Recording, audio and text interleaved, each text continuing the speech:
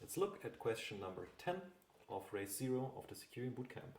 We have once again a little contract snippet, and this time it is all about the required check.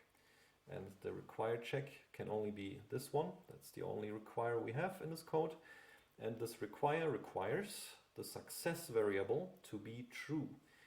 And this success variable is the return value of a low-level call to target. And target is an arbitrary address that can be passed into this call me function, which is external. So looking at the options, maybe we'll start with the last two because they're pretty easy to get done. C says it will always pass, always is a strong word, and D says it will always fail. So basically these options say that success is either always true or always false. And there are certainly cases when success will be true. For example, if the target being called here has if it is a contract which has a fallback, then it will pass. And if it is not, if the target contract does not have a fallback function, it will revert. So both are possible, neither is always the case. So both C and D are not true. Next we have A and B.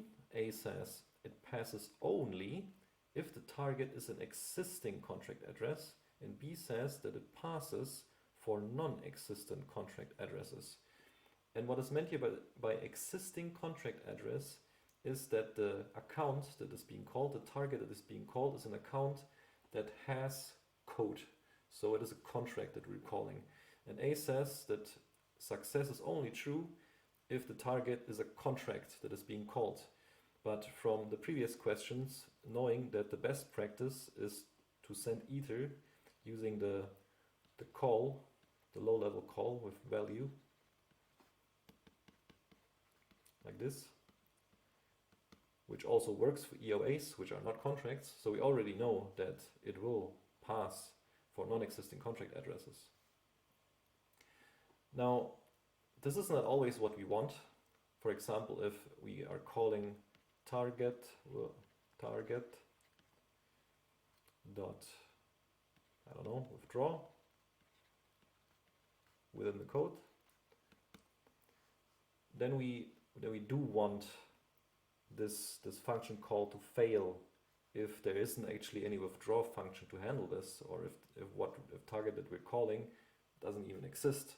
And Solidity will do this for us. When we write it like this, target.withdraw, then Solidity will insert a check, an existence check basically. It will check the contract length, the code size of the target before making this call to withdraw. But in a low-level call like this is not going to happen. This will just make the call no matter what, even if there's nothing to call actually. So another nice way to explain why a call to a contract or why a call to an account that doesn't have any code passes is to remember that if you write raw assembly, let's say we push something here, push 1, push 2, and then we have an opcode for adding those two together, we can upload this bytecode to the blockchain and it will run without problem and it will add two numbers together. But what we're missing here is actually the stop opcode. And basically the stop opcode, even if it ends here, is implicitly at the end of such a contract. So the EVM will stop after add because after that nothing else comes, and it will just implicitly assume that there is a stop. So if you imagine that an account doesn't have any code, then there's still this implicitly assumed stop opcode basically. So maybe that's a nice way to explain why it is that way and why it is maybe logical. Naturally, when an account has no code at all, the client, the Ethereum node is not going to start up the EVM just to simulate the stop opcode.